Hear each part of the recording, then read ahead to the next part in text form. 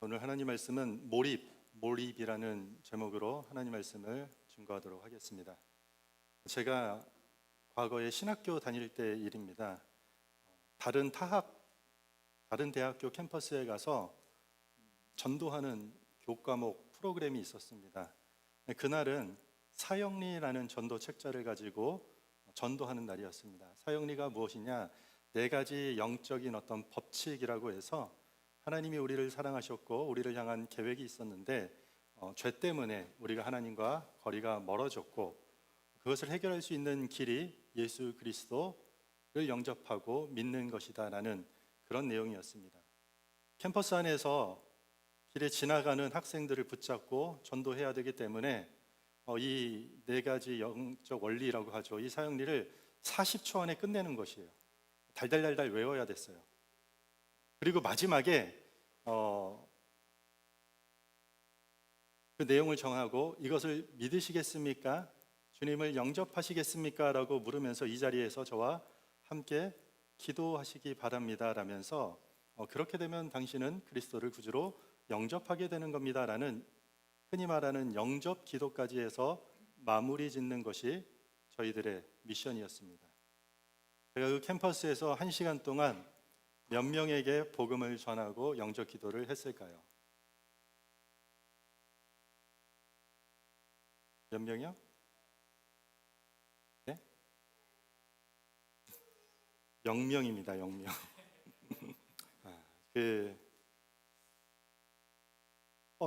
막상 제가 복음을 전하려고 하니까 그 신학생임에도 불구하고 제 머릿속에 한 가지 풀리지 않는 질문이 하나 떴습니다. 과연 한 40초짜리 메시지를 듣고 그 사람이 영접 기도를 앵무새처럼 따라한다면 그것이 하나님을 믿는 것이고 그걸로 구원받을 수 있을까? 과연? 저는 혼란스러웠고 그렇게 전할 자신도 없어서 그날 캠퍼스를 배회하다가 아무에게도 사형리를 전하지 못하고 돌아왔던 적이 있습니다. 분명히 저도 어려서부터 그 신앙의 고백을 믿고 있었어요. 믿으면 구원을 받는다. 그냥 믿음으로 구원을 받는다. 한자로 이신칭이라고 하죠. 믿으면 구원을 받는다는 것은 맞는 말인데 그 말이 글자 하나 바뀌는 것 같은데 믿기만 하면 구원을 받는다라는 뜻인가? 그렇게 믿는다라고 고백만 하면 구원을 받고 그리스도를 영접하고 그 죄에 대한 문제가 그 40초 안에 모든 게 해결되는 것인가? 그때부터 믿음으로 구원을 받는다는 말이 저에게는 너무나도 추상적으로 다가오게 되었습니다. 믿음으로 구원을 받는다라는 말은 기독교 신앙의 핵심 진리 중에 가장 큰 가치의 진리입니다. 분명히 성경은 인간의 어떤 공로나 우리가 하는 어떤 착한 행실이나 어떤 노력으로 구원을 받는 것이 아니라 오직 예수 그리스도를 믿음으로 구원을 받는다고 성경 곳곳에서 이야기하고 있습니다. 그런데 아마도 저를 비롯해서 많은 사람들이 믿음으로 구원을 받는다라는 것을 믿는다고 인정하기만 하면 되는, 그냥 믿는다고 고백하고 나는 그렇게 믿는다라고 동의하고 긍정하고 그렇죠 맞죠 라는 일종의 그런 사인 정도만, 입으로 그렇게 시인 정도만 하면 되는 종교로 살짝 비틀어 버렸던 것 같아요. 1세기 우리가 읽고 있는 야고보서 이 초대교회도 이러한 문제들 때문에 신앙인들이 흔들렸던 것이에요. 당시 고대 철학자들은 인간의 목적이 있잖아요. 사람이 살아가는 목적 자체를 진리를 아는 것에 두었어요. 아는 게 힘이다라는 말은 사실 이때부터 출발되었던 것이에요. 학문을 통해서 무엇을 안다라는 것이 곧 영혼을 수양하는 과정이다. 아는 것이 너무 중요하다라는 것이에요. 그래서 당시 사상을 지배하고 있던, 우리는 그걸 영지주의라고 하는데, 그노시스, 철학을 공부해 보셨던 분들은 들어보셨겠지만 신플라톤주의 등의 일부 사조는 이렇게 영적인 암, 내가 좀 뭔가 아는 것, 어떤 걸 깨닫게 되어서 지식을 조금 쌓게 되는 것, 그렇게 뭔가 깨달은 자들만이 구원에 이른다라고 믿었어요. 그러니 이런 사상과 가치관이 교회 안에 들어오니 사상은 지식이 곧 구원이다. 아는 것이 구원이다. 라는 이런 위험한 신비주의가 교회를 흔들게 했던 것이에요. 오늘 본문은 당시에 우리가 알고 있는 것이 구원이라고 믿었던 사회, 좀 다른 표현으로 하자면 지식 중심적 문화에 정면으로 도전하는 메시지가 담겨 있습니다. 우리가 방금 읽었던 22절에 보면 아주 명료합니다. 너희는 말씀을 행하는 자가 되고 듣기만 하여 자신을 속이는 자가 되지 말라. 듣기만 하고 행하지 않으면 자신을 속이는 것이다 라는 그런 의미예요. 지식을 많이 안다고 자랑하지만 아니 당시에 많은 사람들이 헬라 문화에 익숙해 있던 많은 수준 높은 사람들이 나름 철학적으로 사상적으로 꽤나 수준의 높은 사상의 가르침을 들었지만 그 지식이 너희들의 삶에 조금이라도 영향을 미치고 바꾸고 있는가라는 질문을 던졌던 것이요, 성경이. 믿음은 말씀을 듣고 행하는 것입니다. 말씀을 사유하는 것이 아니라 변화된 삶으로 우리를 이끌어가는 것이 믿음이에요. 그래서 우리는 신실한 믿음은 알아야 하는 것이 아니라 살아야 하는 것이라고 날마다 강조되고 있었던 거죠. 사실 저희 교회에서는 이 이야기를 좀 많이 하죠. 그러나 사실 말씀이 삶으로 연결되어야 되고 우리의 예배가 삶 속에서 살아내야 되는 삶의 예배자가 되어야 된다라는 말은 사실 한국 기독교 역사에서도 나온 지 얼마 안 된 이야기예요.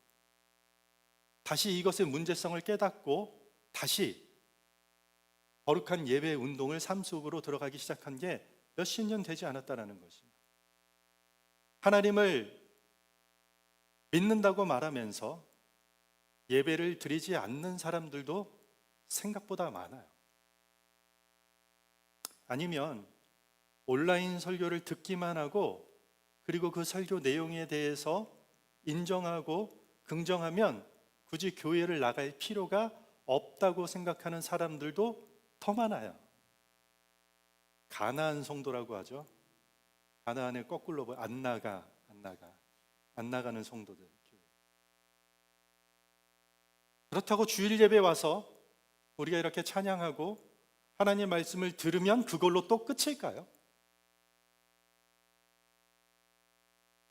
오늘 본문은 당시 사회의 철학적 지식 숭배 문제뿐만 아니라 어쩌면 오늘날 우리가 살아가는 이 시대 믿기만 하면 괜찮지 않냐라는 식의 왜곡된 기독교 신앙을 향한 강력한 도전이라고 저는 생각됩니다.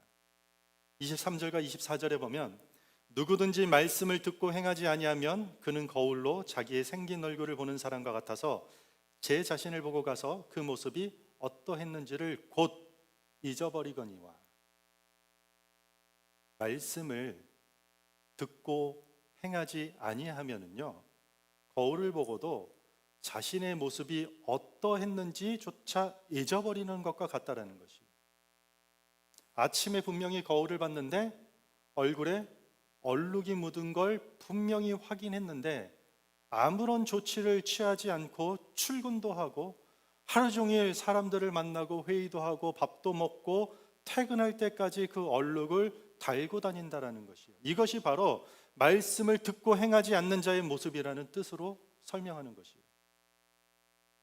거울은 자기 자신을 보여주는 도구입니다. 거울을 빗대어 지금 말씀을 이야기하고 있어요.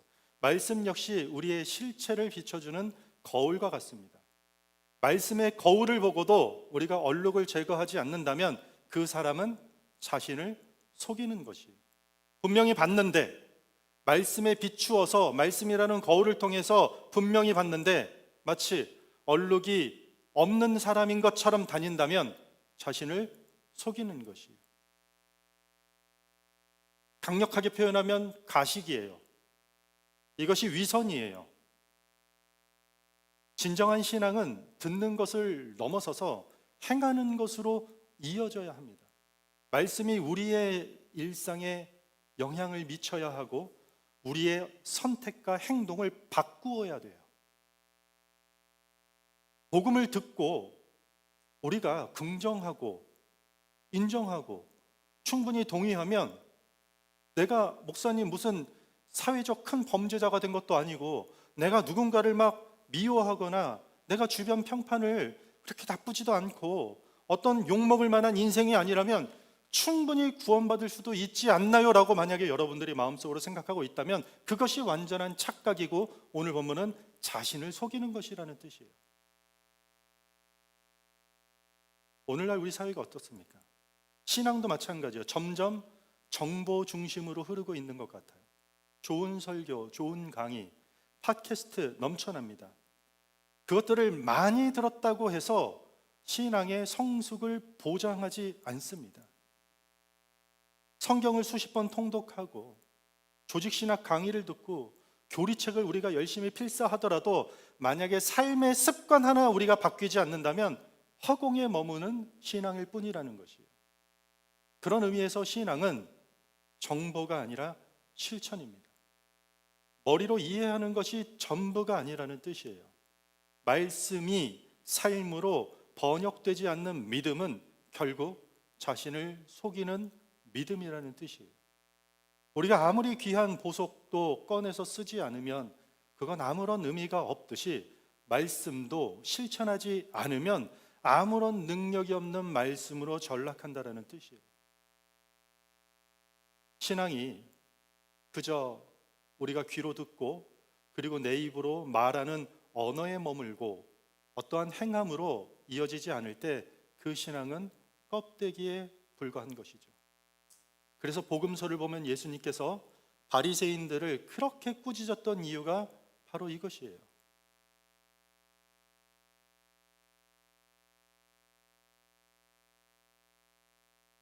초대교회 때뿐만 아니라 기독교 역사 속에 하나님 말씀은 항상 교회 공동체에서 선포되었고 교회를 통해 전해졌고 교회로부터 교육되었습니다. 그리고 그것은 단지 정보를 전달하고 모인 청중들이 듣는 수준이 아니라 그 믿음의 공동체에서 그 말씀이 우선적으로 실제화되어서 구현되어야 했고 그렇게 아는 것이 삶으로 구현된 공동체는 이제 복음을 삶으로 실천해 나가는 거룩한 성도를 교회 밖으로 파송하게 되었던 것이에요. 그러므로 내가 들은 말씀을 얼마나 삶으로 잘 구현해 내려고 실천해 내느냐에 대한 점검을 우리는 반드시 해야 되는 것이에요. 그리고 그것을 1차적으로 어디서 확인할 수 있다라고요? 교회 공동체 안에서 확인할 수 있는 것입니다. 여러분, 만약에 집안에 우리 가족들이 먹을 게 없어서 다 굶주리고 있는데 이웃집에다가 앞집 뒷집 우리가 먹을 것을 나누는 사람들을 보면서 참 사랑이 넘치는 사랑입니다라고 말할 수 있나요? 아니죠. 가족 사랑을 외면했는데 어떻게 그게 사랑이 넘친다고 말할 수 있을까요? 무책임하다고 이야기하겠죠. 무정한 사람이라고 이야기하겠죠. 우리는 그것을 비상식적인 이야기로 우리는 이야기하겠죠.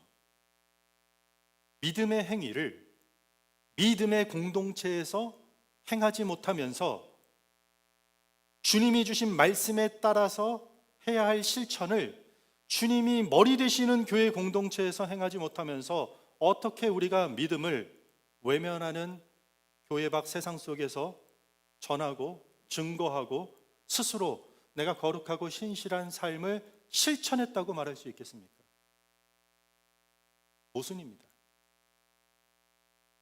어떻게 믿음을 외면하는 세상 속에서 우리가 잘 살아낸다고 자부할 수 있겠습니까?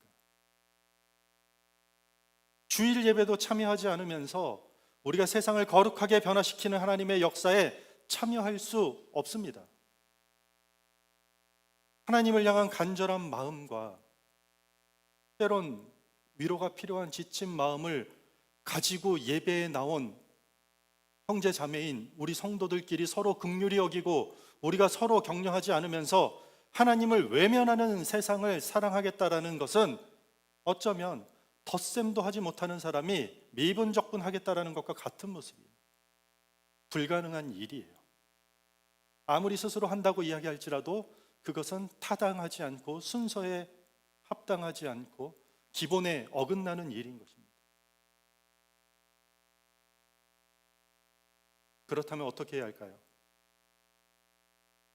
목사님 뭘 어떻게 해요? 지금 설교했잖아요. 답이 나왔는데 말씀에 듣는 것만으로 멈추지 말고 실천해야죠.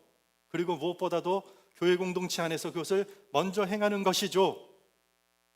그렇죠? 맞습니다. 그것이 오늘 성경이 전하는 메시지가 맞습니다. 그렇게 하셔야 됩니다. 그런데 쉽지 않아요. 쉽지 않아요. 마치 다이어트에 관한 지식을 우리가 다 알고 있는데 그렇게 실천해야 되는 것도 우리가 아는데 식단을 바꾸고 매일 운동한다라는 게 막상은 어렵잖아요. 채소가 몸에 좋다라는 것도 우리는 알고 있는데 식당에 가면 기름에 튀긴 음식을 주문하잖아요. 쉽지 않다는 것입니다. 오늘 저희가 읽은 본문은 말씀을 듣기만 하는 자가 되지 말고 행하는 자가 되라는 도전을 주었어요. 그런데 그 들은 것을 실천해야 하는 그 간극을 메우기 위해서 한 가지를 더 추가로 강조하고 있습니다. 그것이 25절입니다. 여러분들이 화면을 보시고 한번 다 같이 읽겠습니다. 시작.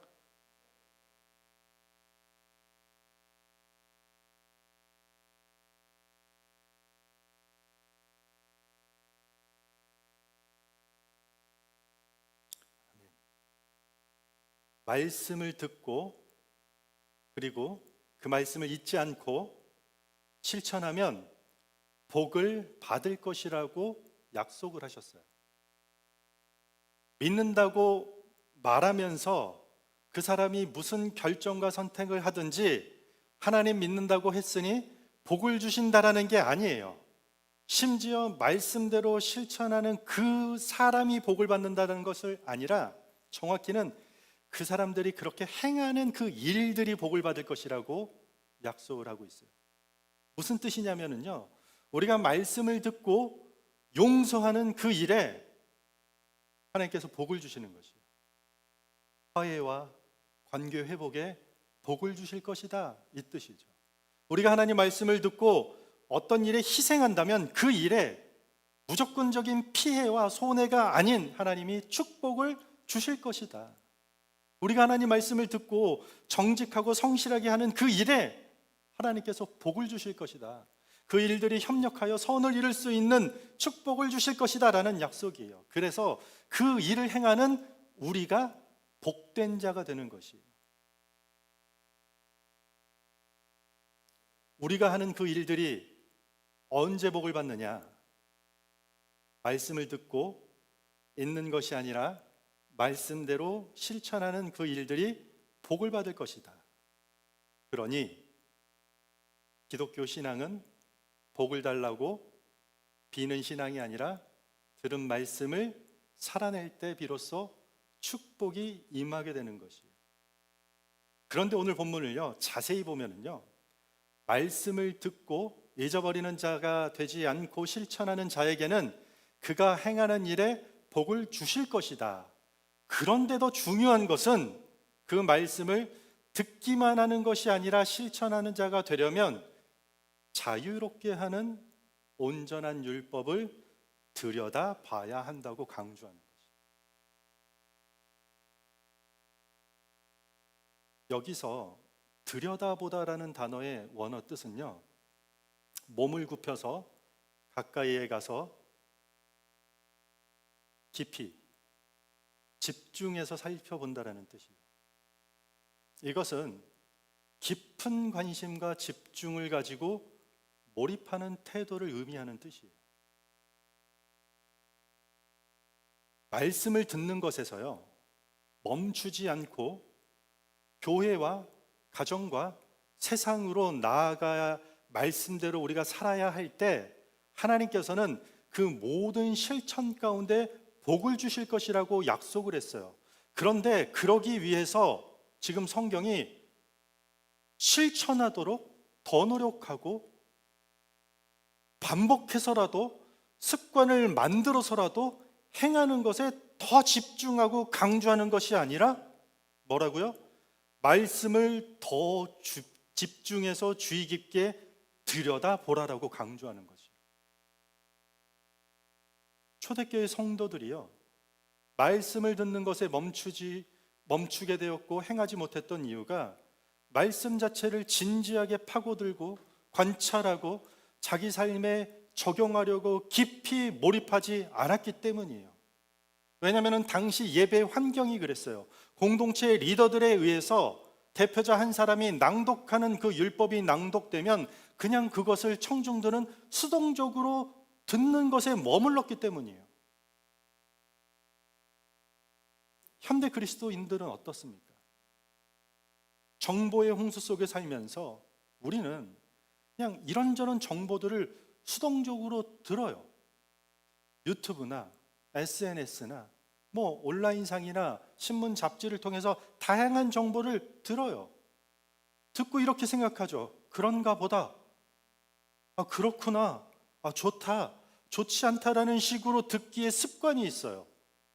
어쩌면 고스란히 신앙생활에 이것이 적용되고 있는 것 같아요. 말씀을 들을 때조차도 자연스럽게 우리는 그런가 보구나.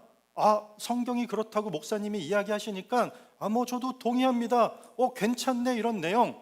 나름대로의 의미가 있네. 저 내용은 굳이 제 삶에 적용할 필요는 없는 것 같습니다. 지난번에는 그 내용은 괜찮다 라는 식으로 우리가 듣고 있지 않냐라는 것이에요. 우리가 정말 하나님의 말씀을 하나님이 창조주 하나님께서 지금도 우주 만물을 주관하시는 그 하나님이 우리가 죽어서 끝이 아니고 우리의 영혼을 이끌어 주실 그 하나님이 우리가 말씀대로 우리가 실천할 때 그렇게 행한 모든 일들 가운데 하나님이 분명히 복을 주시겠다라고 약속하신 그 하나님께서 오늘 이 시간 여러분들이 집에 가서 밤낮으로 한 번씩 펼쳐보는 그 말씀 가운데 나에게 그 성경 말씀 한 구절을 통해서 하나님의 뜻을 내 삶 가운데 이루시게 하시기 위한 어떤 메시지를 전하기 위한 내용이라면 그 위대하고 영광스러운 말씀이라는 것을 우리가 정말 의식하고 진지하고 겸손하게 말씀을 듣고 있냐라는 것이에요. 1세기 성도들이 예배가 그랬어요. 매일 오는 예배 속에 제사장들과 교회 리더들이 그들을 통해서 낭송되는 메시지를 한 귀로 듣고 아멘, 믿습니다, 저 그렇게 살아야 되는 거 동의합니다 라고 했던 것이 오늘날 우리 예배 가운데 있다면 이게 얼마나 슬픈 일입니까?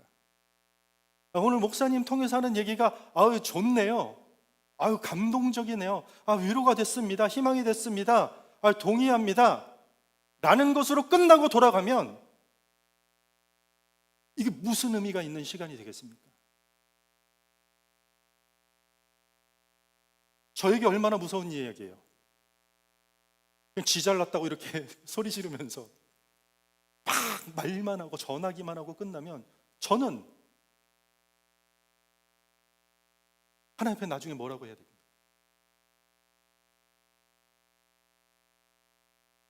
몸을 굽히고 눈을 고정하고 마음을 다해 몰입하는 것이에요. 하나님을 향한 몰입이 없이는 어떠한 실천이 나올 수가 없습니다. 누가 강요해서 남들 눈치 봐서 하는 게 순종입니까? 그게 거룩입니까? 아니면 앵무새처럼 사형리 전하는 그 현장처럼 몇 마디 그냥 40초 듣고 20초 그냥 따라하고 인정한다고 해서 천국행 티켓을 받아놨다라고 얘기할 수 있겠습니까? 아니죠. 하나님 말씀은 영원한 진리입니다. 우리 삶의 뿌리고 방향이고 우리를 살리고 변화시키는 능력입니다. 그런데 그 말씀이 왜 내 안에서 이렇게 힘을 발휘하지 못하는가? 나 분명히 이렇게 열심히 교회 와서 듣고 있고 나 이렇게 펼쳐서 하나님 말씀에 나 정말 100% 동의하고 그렇게 되기를 아멘으로 화답했는데 왜 이렇게 내 삶에 아무런 역사하심이 없는 것일까? 왜 그 말씀이 삶으로 살아내게 나를 여전히 이끌어가지 못하고 나는 항상 그 자리에 머물러 있는 것일까? 왜 실천이 없는 삶에 아무런 영향이 나는 없는 것일까? 하나님 말씀을요, 몰입하여서 들여다보지 않았기 때문에, 집중해서, 그것이 옆집 아저씨가 하는 말이 아니라 한 나라의 지도자가 나에게 보내신 어떤 서신 수준이 아니라 만왕의 왕 되신 하나님께서 나에게 주신 메시지라는 그 겸손하고 그 거룩하고 숭고한 마음으로 말씀에 몰입해 본 적이 없기 때문일 수도 있을 것입니다. 우리에게 더 많은 예배, 더 많은 성경 지식, 더 많은 신앙생활의 지침 사항들이 필요한 것이 아니라 나에게 주셨던 말씀 한 구절, 그거 진지하게 붙잡고 몰입하면서 살아내는 것이 더 필요한 것입니다. 1세기 초대교회, 100년 전 한국에 기독교가 들어와서 일본 식민지 시절 전쟁을 겪으면서 대한민국의 믿음이 어떻게 보존되고 유지되었던 것 같나요? 많이 알아서요? 더 많이 예배하고 더 많이 들어서 아니에요. 불과 몇십 년 전만 해도 저 어릴 때만 해도 교회 가면 권사님들이 성경책을 거꾸로 보고 있었어요. 글을 몰라서요. 이게 앞인지 뒤인지. 내가 들었던 한 말씀, 그것을 진리로 받아들이고 하나님께서 나에게 말씀하셨다라고 믿고 붙드는 하나님을 향한 몰입이 있었기 때문입니다. 그래서 그 말씀 하나 붙들고 그 힘든 여정들을 이겨낼 수 있었고, 모진 풍파 속에서도 감사의 고백을 뱉을 수 있었던 무명의 성도들이 무척이나 많았던 것입니다. 오늘날 우리는 어떻습니까? 듣는 게 너무 많아요. 저를 비롯해서 저희 세대는요, 아는 게 너무 많아요. 신학 자료들이요, 넘쳐나요. 이 본문 하나를 가지고 연구하려면 책이요, 몇백 권을 봐도 부족할 만큼 많아요. 그것이 부족해서 우리가 삶 속에 아무런 영향을 발휘하지 못하는 게 아니라는 것이에요. 처음 우리를 부르셨을 때 주셨던 그 말씀, 어느 날 예배 가운데 하나님께서 내 가슴을 경종을 울리시면서 주셨던 그 말씀, 내가 거기에 집중하였던 적이 있는가? 살아내려고 했던 적이 있는가? 우리는 도대체 어디에 눈이 팔려서 집중하고 끌려다니고, 정작 하나님 말씀은 듣기만 하고 행하지 않는 자로 전락하고 있는지, 우리 안에 먼저 회복이 필요합니다. 다른 그리스도인들, 다른 얘기할 필요 없어요. 우리가 먼저 그 일을 하는 것이,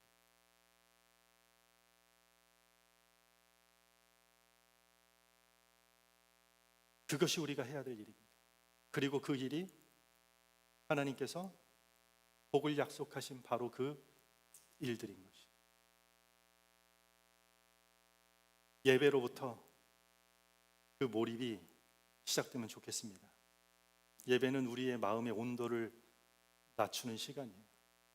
세상의 소음을 잠시 나를 분리시키고 하나님의 목소리에, 하나님의 메시지에 귀를 기울이는 것이에요. 그래서 예배는 하나님께 몰입하는 문, 게이트와 같다고 저는 생각합니다. 단지 말씀을 듣고 감동받고 긍정하는 자리가 아니에요. 우리는 예배 안에서 마치 거울 앞에 선 것처럼 말씀 앞에서 나를 비추고 나를 고치고 나를 새롭게 하게 하나님께 나를 완전히 맡기는 것입니다.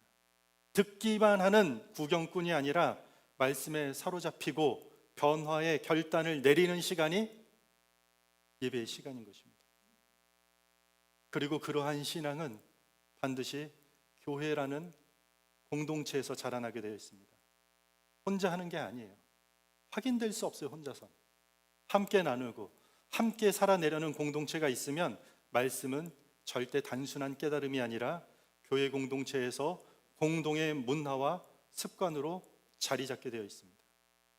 그래서 공동체는 우리가 말씀을 잊지 않게 도와주는 영적인 환경으로 존재하게 되는 것입니다.